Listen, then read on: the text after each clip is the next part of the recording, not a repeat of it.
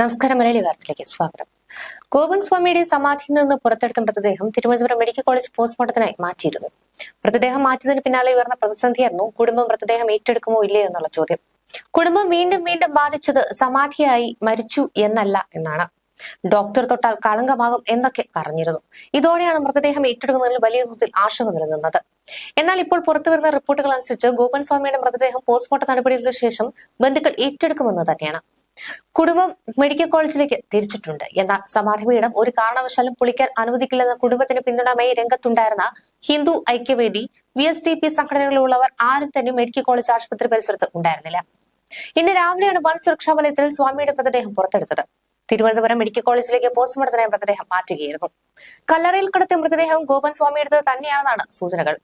പത്മാസനത്തിൽ ഇരിക്കുന്ന നിലയിലാണ് മൃതദേഹം കല്ലറയിൽ അടക്കം ചെയ്തത്. കല്ലറയിൽ മണ്ണിന് പകരം കർപ്പൂരവും കളഭവും അടക്കമുള്ള പൂജാദ്രവ്യങ്ങളാണ് നിറച്ചിരുന്നത്. നെഞ്ചുവരെ കർപ്പൂരവും ഭസ്മവും പൂജാ വസ്തുക്കളും നിറച്ചിരുന്നു. ഗോപൻ സ്വാമിയുടെ വിവാദ കല്ലറ തുറന്ന് പുറത്തെടുത്ത മൃതദേഹത്തിന്റെ പോസ്റ്റ്മോർട്ടത്തിൽ 3 തരത്തിലുള്ള പരിശോധനയാണ് നടത്താൻ പോകുന്നതെന്ന് ഡോക്ടർമാർ വ്യക്തമാക്കി.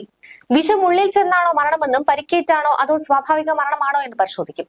വിഷാംശം കണ്ടെത്താനായി ആന്തരിക അവയവങ്ങളുടെ സാമ്പിൾ ശേഖരിക്കുമെന്നും ഡോക്ടർമാർ അറിയിച്ചു. ആന്തരിക അവയവങ്ങളുടെ സാമ്പിൾ പരിശോധനാ ഫലം വരാൻ ഇനി ഒരാഴ്ചയെങ്കിലും കാലതാമസമെടുക്കും. പരിക്കുകൾ ഉണ്ടോ എന്ന് കണ്ടെത്താൻ റേഡിയോളജി, എക്സ്റേ പരിശോധന നടത്തും.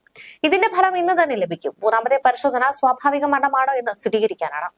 രോഗാവസ്ഥ അടക്കം പല സാഹചര്യങ്ങൾ വിലയിരുത്തിയാണ് ഇതിൽ തീരുമാനമെടുക്കുക.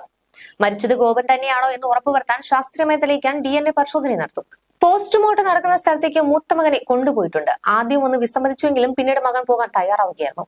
പോസ്റ്റ്മോർട്ടത്തിന് ശേഷം മൃതദേഹം കുടുംബം ഏറ്റെടുക്കുമെന്ന് തന്നെയാണ് റിപ്പോർട്ടുകൾ.